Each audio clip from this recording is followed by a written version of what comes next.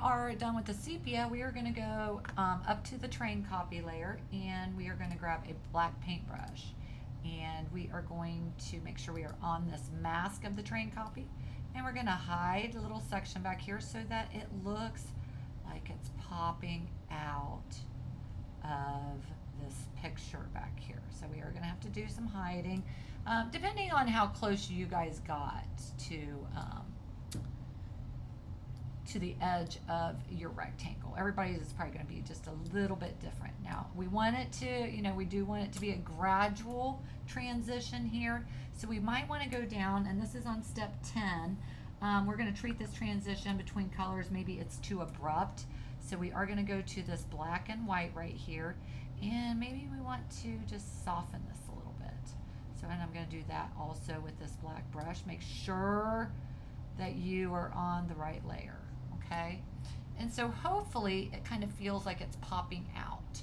And if that was too much, you can always, again, just go in here and make some adjustments to that till you feel like it's, has that correct feel. Take a second. Good.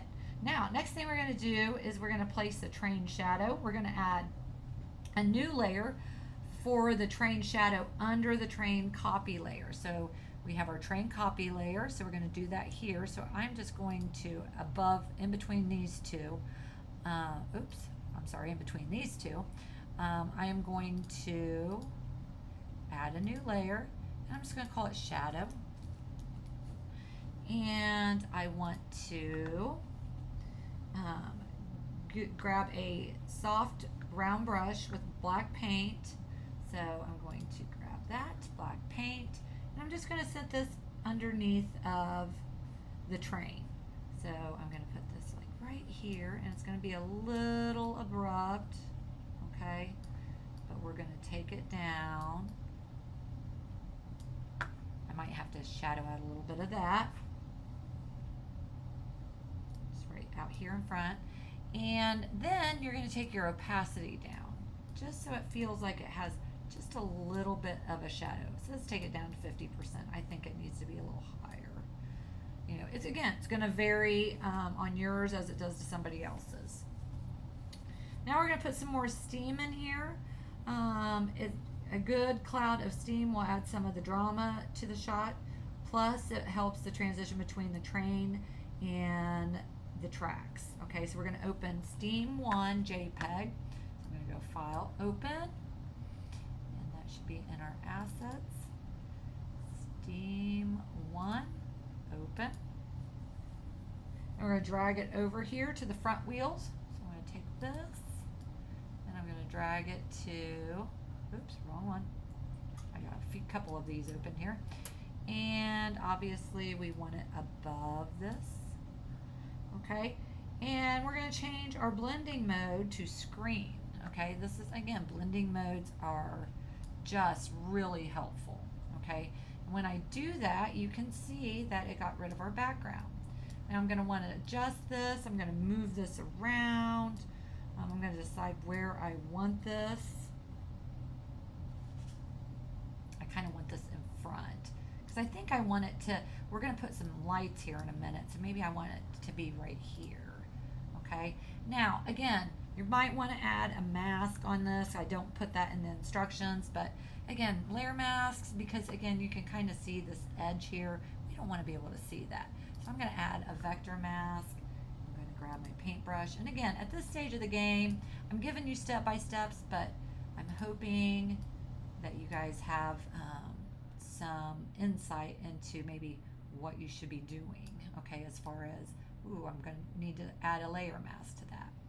Okay, and I think actually this might be really good, because when we put the lights on, hopefully this will blend in a little bit.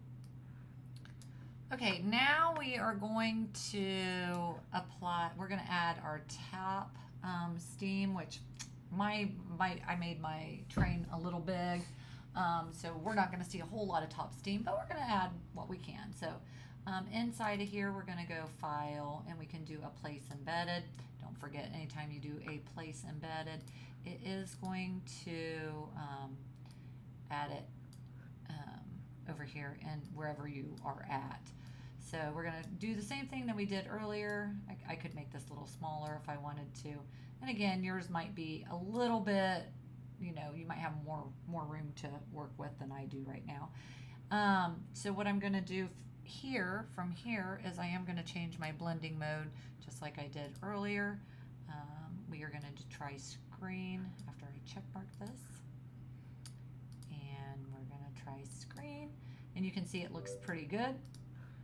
The one thing that you are going to have to do is move this, and you could move it below the train, so then that way we don't even have to worry about really masking it. We could just see it popping out here. Okay, so the next thing we're going to do is we're going to do, just like we did yesterday, we're going to create the lights. Let me name that steam. So we're gonna go and we're gonna, I'm gonna use my polygon lasso tool. I think this is just the easiest one to work with. I'm going to kind of again, I'm going a little crazy probably, but I'm going to go something like this. And I'm going to end up creating a color layer here, actually a gradient layer, sorry. And our gradient that we want is a blue that is BAE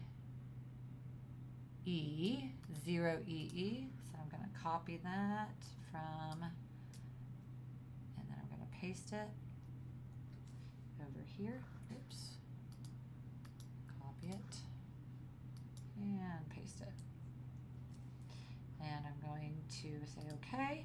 I'm also going to make sure, when I say OK in here, that this is a, they did say that they wanted it to be a radial, so we are going to make it a radial. I could change the position of it to get a little bit more light if I wanted to. That's going to be up to you. I could scale it up if I wanted to. That might be a little much. That looks pretty good. Okay. Maybe a little bit more, because if I do add, if I say okay, and then if I decided to, I'm definitely going to want to add a Gaussian blur in here. So make sure nothing is selected. I'm going to go up here to filter, blur, and then I'm going to say Gaussian blur. And I'm going to have to rasterize this. That's absolutely fine. I do want it to be 25. Ooh, that looks much, much better already. Okay, so I'm going to go ahead and say okay on that. And they do tell us to change the blending mode to overlay. Let's see what happens today with that. Again, don't like it. So again, just because it says it, it might have been some other, again, this could have been a little bit different a couple years ago, the way, because especially the way we used to create gradients.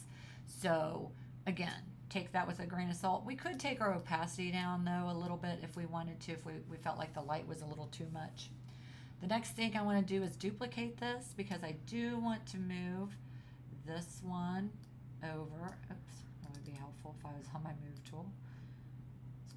Sometimes I get moving and then I just don't even realize what I'm doing. So I'm going to move this one over here. So it looks like they're both kind of coming from there. Okay, so now that we have our lights in here, we might want to go down. It says on step, I don't know what step I'm on here, 16. It does say that we might want to bring back some of this track, because if we have lights, obviously you're going to be able to see the track a little bit more.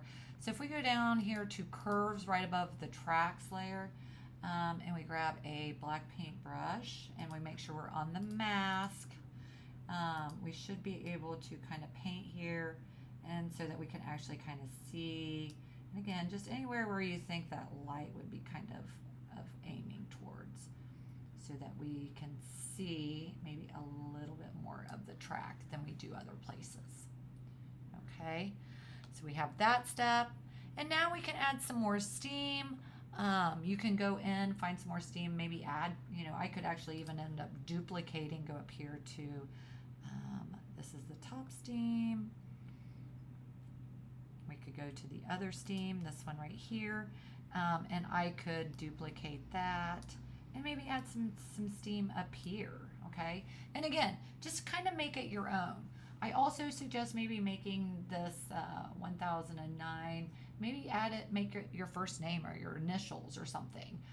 Again, play around with it, do a couple things to kind of make it uniquely yours. But the main point to this is being able to manipulate all the layers that we manipulated.